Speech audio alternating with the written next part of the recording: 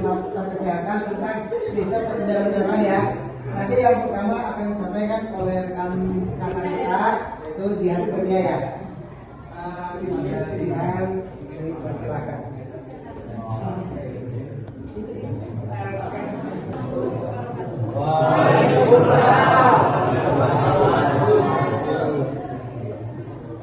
Disimak, diperhatiin, nanti ada pertanyaan atau kita bisa menanyakan dan nanti akan ada hadiah. Oke? Sepakat ya? Sepakat ya? Yang bisa jawab bagaimana? Sip. Oke, saya Dian Kurnia dari Prodi Kesmas. Di sini saya akan menjelaskan tentang definisi darah. Oke. Sebelumnya kalian tahu kan darah? Ada yang bisa menjelaskan tidak apa itu darah?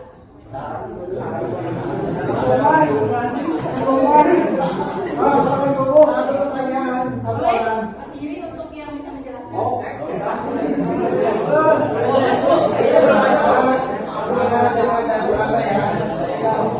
Ayo, yang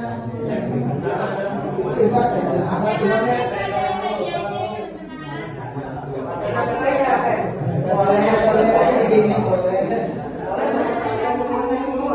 Di sini ya, di sini kita melatih mental, melatih bicara, melatih berani ya. Pokoknya mau salah mau benar silakan jawab. Yuk.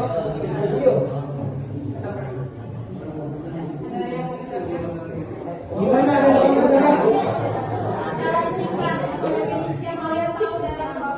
Misalkan darah itu cairan merah, boleh. Tapi kan belum mengerti. Saat bapak, kita tidak boleh tak? Jom. Ada? Gak ada. Berhubung ada yang berani menjawab, sebenarnya untuk darah itu sistem peredaran darah itu adalah sistem peredaran darah atau sirkulasi darah, di mana proses pengangkutan darah oleh jantung ke seluruh tubuh dan sebaliknya. Jadi untuk darah itu adalah cairan merah yang mengantarkan beberapa zat yang bermanfaat bagi tubuh kita maupun yang tidak bermanfaat. Karena kita di keseharian juga sudah sangat familiar mungkin dengan darah. Saat kalian terjatuh itu bisa mengeluarkan darah. Tadi juga dijelaskan oleh saudara Eka.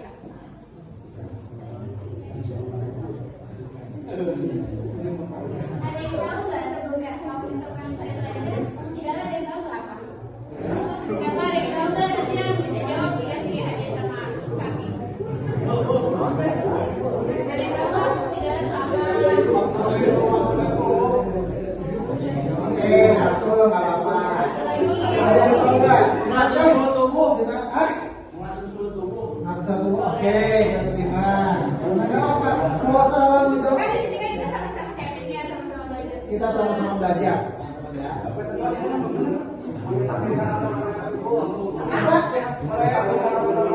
Menstabilkan ada yang lagi pasti lagi. Saya bertemu di kedua ini. Jom.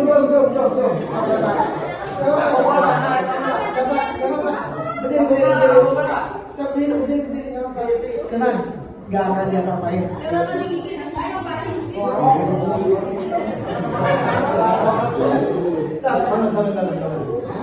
Bangun.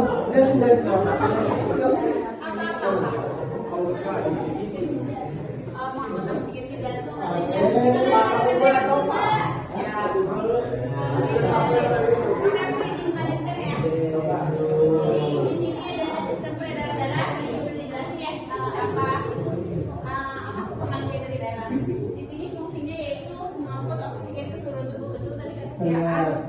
Dan juga di sini ada pengangkut oksigen ke seluruh tubuh. Jadi nutrisi yang kita makan diintegrasikan di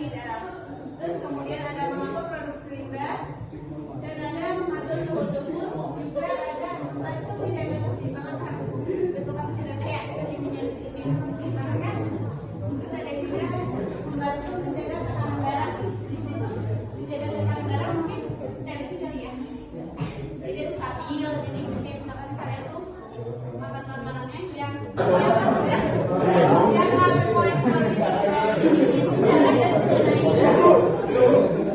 di sini ya, masih aku menambahkan.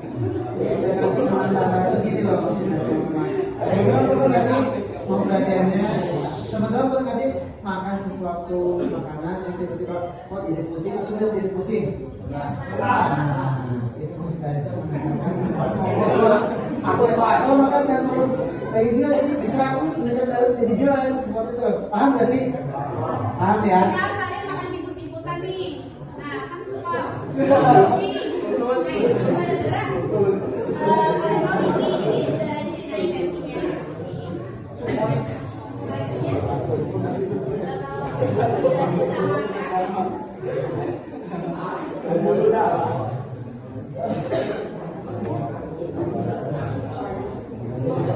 Oke teman-teman semuanya, selanjutnya ini ada komponen utama dari sistem peredaran darah.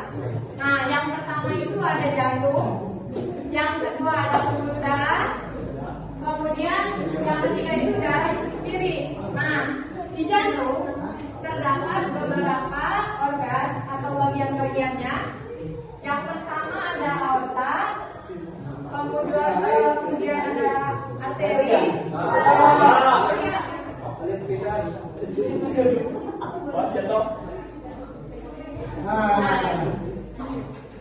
Aura itu sebelah mana Pak?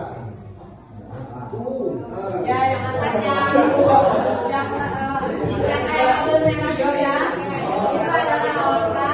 Kemudian yang kabel biru di sebelah sini adalah vena cava. Kemudian ada serambi kanan, serambi kiri.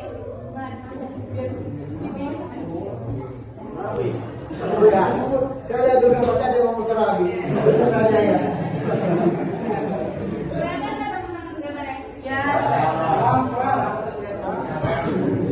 Oke, jadi karena ada di sebelah kanan, nah yang sebelah sini ini namanya serambi kanan di sini.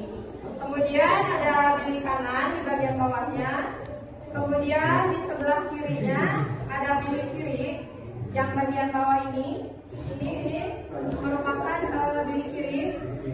Kemudian yang atasnya serambi kiri. Juga yang atas ini arteri pulmonalis. Nah, jadi kalau yang dari atas itu kan pakai bahasa Inggris, takutnya nggak paham gitu ya. Nah, ini bahasa Indonesia-nya.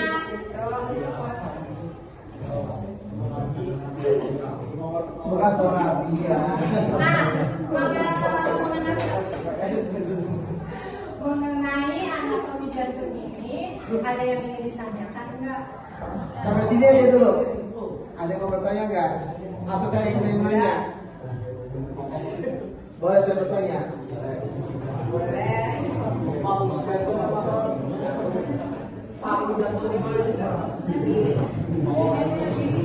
Nanti kita terakhir ya. Udah paham dulu, kita pahami dulu anatomi jantungnya, bagian-bagian jantungnya. Nanti selanjutnya kan kita mau menjelaskan bagaimana jalur peredaran darahnya itu sendiri. Jadi biar paham gitu, biar ada gambarannya dulu seperti itu. Kalau mengenai ini udah paham atau belum? Paham. Bisa dimengerti? Jawab. Nah, jadi peredaran darah ini dibagi menjadi dua siklus. Yang pertama siklus kecil atau disebut siklus komunal. Nah, yang kedua ini ada siklus besar, disebutnya siklus sistemik, ya. Nah, di sini yang pertama siklus kecil. Yang pertama atrium kanan menerima darah yang membawa karbon dioksida. Nah, boleh ya. Nah, di sini kan ada nih siklus kecil pulmonar. Jantung dalam tubuh ventrikel kanan berarti di sini. Nah, di sini ya. Dari sini kemudian darah yang melaju karbon dioksida. Tahu kan karbon dioksida apa? Tahu? Apa coba? Apa coba? Apa coba?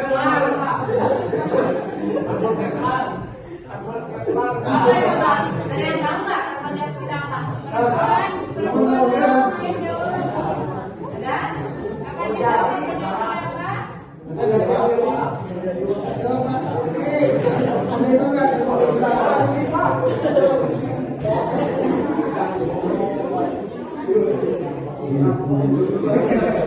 Iya. Sebenarnya karbon dioksida itu emang berupa gas ya. Hanya racun gitu. Jadi tidak baik untuk tubuh, harus dikeluarkan. Nah, dari ventrikel kanan, darah mengandung karbon dioksida akan dibawa keluar ke sini melalui arteri pulmonalis. Nah, arteri ini berfungsi untuk mengeluarkan darah yang ada di dalam jantung kita. Tapi yang mengandung itu tadi karbon dioksida. Nah, kemana larinya si darah itu? Nah, masuklah ke paru-paru. Nah, dari paru-paru ini akan terjadi pertukaran gas di mana karbon dioksida yang tadi itu akan bertukar menjadi oksigen. Karena kan di paru-paru kita bernapas ya. Nah, ketika kita menghirup, otomatis yang kita hirup ada oksigennya. Nah, maka oksigen itu masuk di paru-paru. Nah, jadi di paru-paru ini akan terjadi pertukaran karbon dioksida dan oksigen. Selanjutnya, karena tadi sudah terjadi pertukaran di paru-paru ini, kemudian darah yang mengandung oksigen akan dibawa kembali masuk melalui vena pulmonalis dari sini ya, dari sini. Nah, masuk kembali ke atrium kiri jantung. Ke sini ya. Ini ke sini. Jadi susah ya. Jadi sederhananya gini, kalau siklus kecil itu dari jantung ke paru-paru. Nah, di paru terjadi pertukaran dari karbon dioksida ke oksigen. Nah, oksigen ini yang dibutuhkan oleh tubuh kita ini dibawa kembali lagi ke jantung. Oleh siapa? Oleh vena pulmonalis ini. Nah, nanti akan dikumpulkan di atrium kiri di sini. Nah, itu. Jadi singkatnya kalau siklus kecil itu dari jantung ke paru-paru ke jantung lagi. Nah, gitu. Ada yang ingin ditanyakan? Paham nggak sampai sini? Apa saya terlalu cepat ya jelasinnya? Di antara arteri dan juga vena. Nah, dari kaliper ini terjadi pertukaran sehingga darah yang tadinya mengandung oksigen berubah menjadi karbon dioksida lagi. Nah, yang nantinya akan dibawa kembali oleh vena atau pembuluh balik. Nah, venanya ini vena apa? Nah, yang ini yang atas ini, yang biru ini namanya vena cava. Kemudian dari vena cava akan masuk kembali ke jantung, tepatnya ke atrium kanan. Di sini lagi. Nah, dari sini nanti turun lagi ke bawah, kembali lagi kayak tadi, kayak siklus kecil. Jadi kalau siklus besar ini darah itu masuk ke jantung, dari jantung disebarkan ke seluruh tubuh. Nah, dari seluruh tubuh ini akan kembali lagi ke jantung. Nah, kalau tadi yang kecil itu jantung, paru-paru, jantung. Kalau yang besar ini dari jantung ke seluruh tubuh kecuali paru-paru, kemudian nanti ke jantung lagi. Nah, begitu ya. Sederhananya ya. Gimana untuk siklus ini, siklus yang besar, ada yang kurang dipahami? Apa cukup?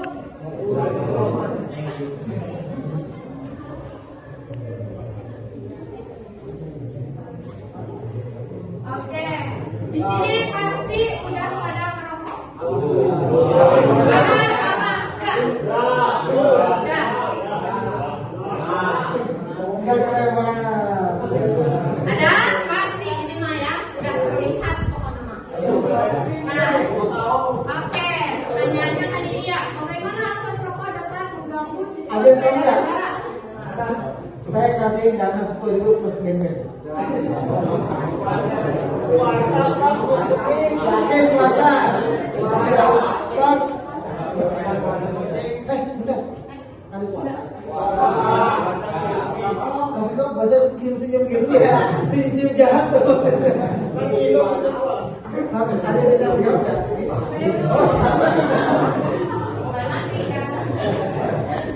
Terus saya kasih dana 10.000 atau pulsa 10.000 enggak? Nggak masalah.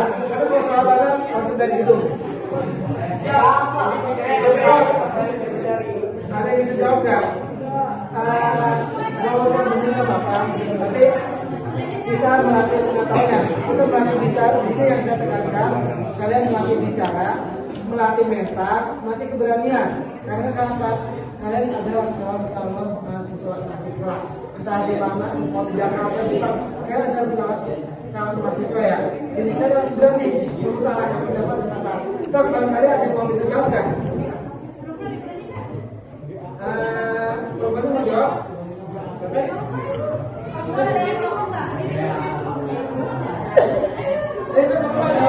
Bapak? Bapak, mau lihat handphone berapa? Saya kasih waktu 3 menit. Lihat handphone. Saya itu suruh 10 ya. Mau buka handphone, tapi itu nggak 10. 1, 2, nggak apa-apa. Buka handphone, nggak apa-apa buka handphone, tapi harus benar. 3, 4, 5. Dari cuma 1, 5. Sendiri, baju depan. 6, 7.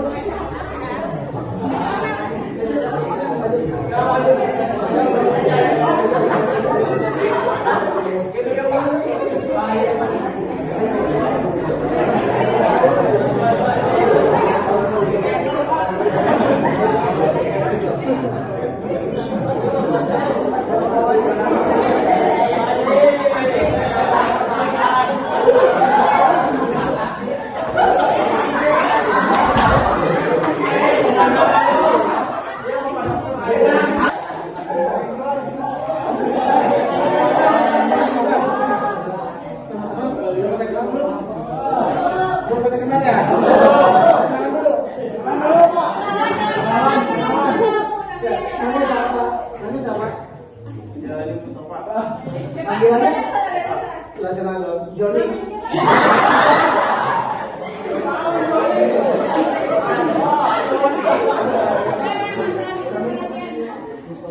Mustafa.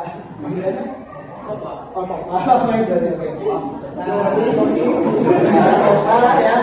Di sini akan menjelaskan bagaimana Pak Agus sistem penyelenggaraan. Kerugiannya aja apa?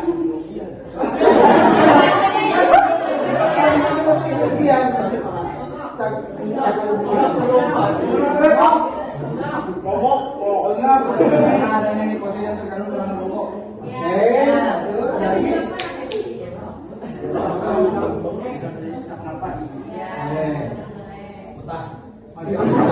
Ada lagi? Ada lagi?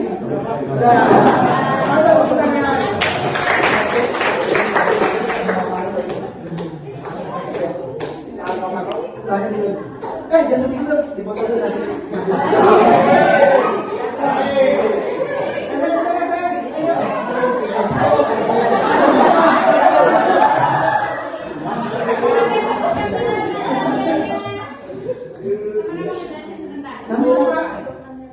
Amelia.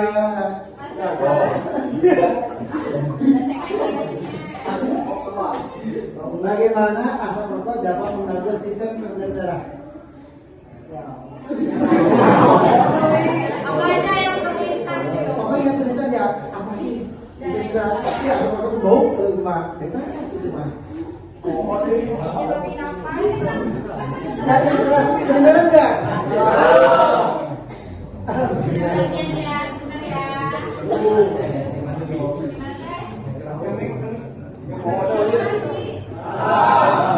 Lagi di luar, makanya bukan sini ya.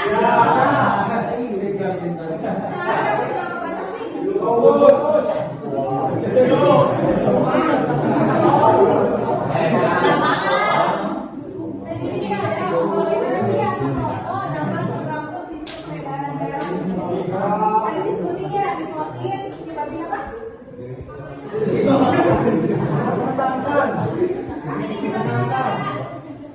mengandung nikotin ada yang Salah satu yang nikotin itu bisa menyebabkan penurunan speed. Bisa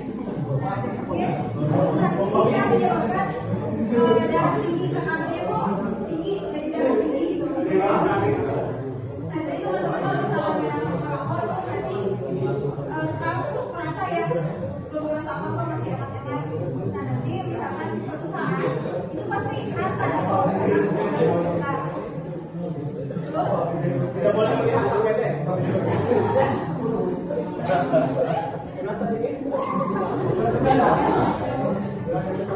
bisa nyebabin kolesterol. Kolesterol itu bukan dari kalian tahu kan kolesterol? Dari mana? Kalau penyebab dari ayam. enggak Dari yang manis-manis. Dari misalkan makanan yang berminyak gitu kan. Nah, asam rokok juga bisa nyebabin kolesterol. baru minyak kan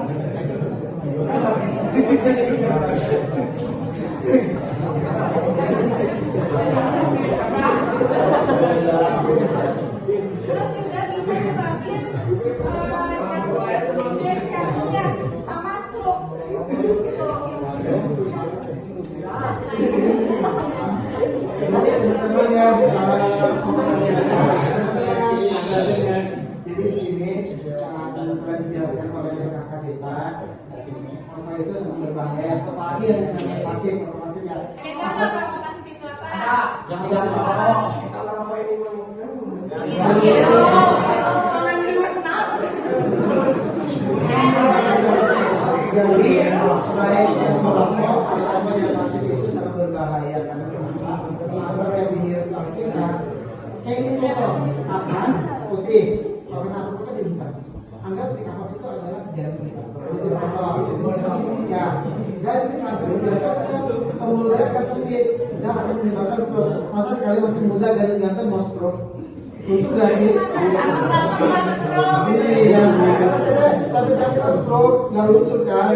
Nah, ini salah satu bahayanya ya,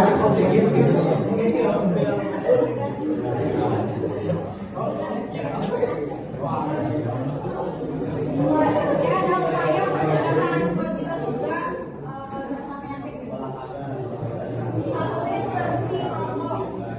Yang suka terlalu banyak bisa menyebabkan satu oh terus yang kedua gaya sehat.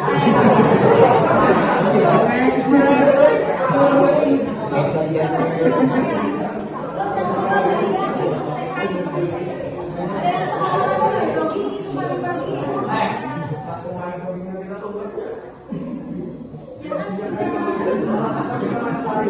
ada yang tahu nggak sih gaya hidup sehat itu seperti apa?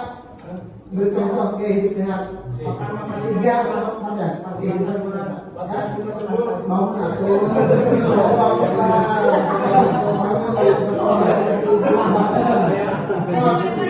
ke depan atau ke depan sana tuh mau jawab apa sih gaya hidup sehat?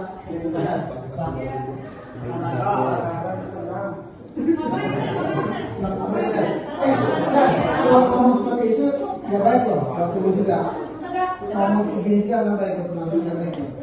Nah, dia kan enak tuh, ya terlalu gampang gitu kan. Nah, satu lagi.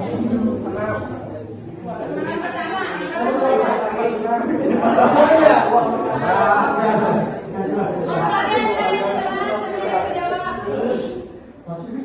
yang kedua makan makanan yang Kalau makanan sehat gimana?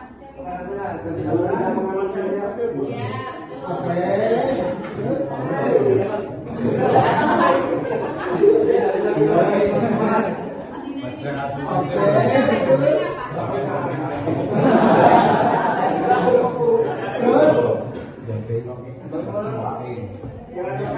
ada lagi loh.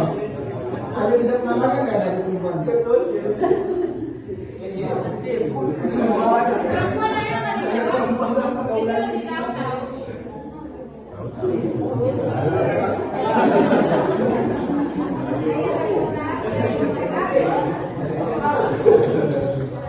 Olahraga yang teratur misalkan 1 minggu minimal 2 kali lah 4 kali gitu. Jogging misalkan. Terus istirahat yang cukup. Kalian tidur jam berapa sih?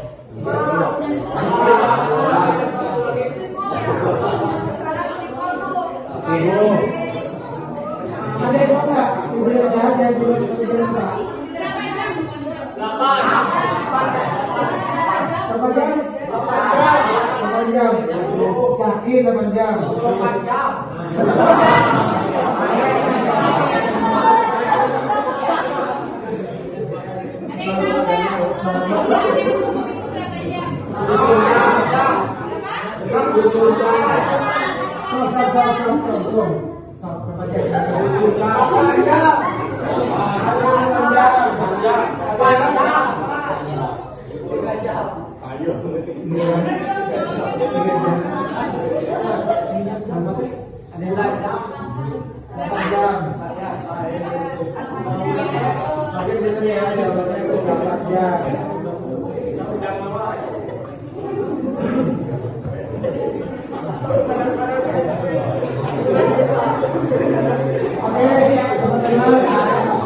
Perhatiannya ini hasil utamanya.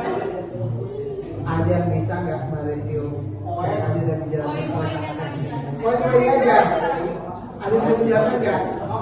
Atau gini, tadi kan ada 2 materi yang disampaikan oleh kakak di sini. Yang pertama tentang kesehatan makanan jantung, yang kedua tentang kampus bisa. Ya, saya pengen 2 orang aja. Yang pertama yang bisa menjelaskan bisa itu apa, ada beberapa fakultas, itu aja satu. Yang kedua tentang ini yang dijelaskan misalkan tadi penang itu apa sih, jantung itu apa, fungsi jantung itu apa, dan lain-lain. Ada yang bisa menjelaskan nggak? Itu tuh. Kalau nggak ada yang maju nanti ditarik dari perempuan maju dari satu. Monggo. Mau baca sendiri apa kali kali? Kalau yang atau ada yang mau teman-teman ada yang mau mengerti nggak, belum paham nggak sebenarnya? Jadi di sini saya akan mereview sedikit ya tentang masalah kesehatan, dan pertama dari pola sehat kita ya, pola sehat seperti apa sih? Jadi kita yang namanya pola sehat itu dari awal bangun, kayak kita bangun pagi, terus kita mandi, kita harus mandi. Oke, alasan kita harus mandi. Bukan. Kalau mandi itu ada dalam hadis ini. Ya. Dan ini ada yang tahu nggak? Ada yang paham nggak? Sedikit ya. Kenapa sih kita harus mandi di pagi hari? Apa? Intinya benar tadi adalah sehat. Karena kenapa? Kita mandi di pagi hari itu dari suhu tubuh panas, jadi itu dan makanya juga ada disebutkan bahwa kita di saat bangun itu ya yang namanya suhu tubuh panas, seperti mandi yang air dingin itu ya. Jadi metabolisme tubuh itu ya itu akan berubah, jadi kita ya maaf ya kita ngantuk, capek ini kita akan stres itu. Dan itu memang proses ini itu yang bisa dijelaskan ilmiah, tapi di dalam kita disebutkan ada ada. Jadi itu kan akan membaca namanya aura semangat kita ada. Jadi kenapa kita bahkan orang tua dia menyebutkan kenapa sih kita diwajibkan pagi enggak siang hari itu seperti itu ya. Itu salah satunya. Jadi memang terhindar dari penyakit, sehat, jaga imun tubuh itu benar. Oh, cerita nggak mandi ya? Ya. Nah, itu tidak dari awal ya. Jadi apa? Kita dari awal juga. Makanya kan teman-teman harus perhatikan ya. Ya, nasihat masuk kota itu seperti apa? Tahu nggak? Nasihat masuk kota itu seperti apa? Ada yang tahu nggak? Ada yang paham? Udah, kita kembali ke rapat ya. Ada bisa jawab pertanyaan saya tadi? Atau bisa kembali juga sedikit aja tentang masalah jantung, paru-paru, dan ya. Sam, ada bisa jawab? Sedikit ya, boleh belum? Coba ngomong. Jantung itu ini paru-paru itu gini-gini udah. Tapi jangan jantung ada sedikit, jangan kayak gitu. Tapi sedikit. Sam, ada nggak? Tentang masalah yang tadi direviewkan dan masalah kampus bisa.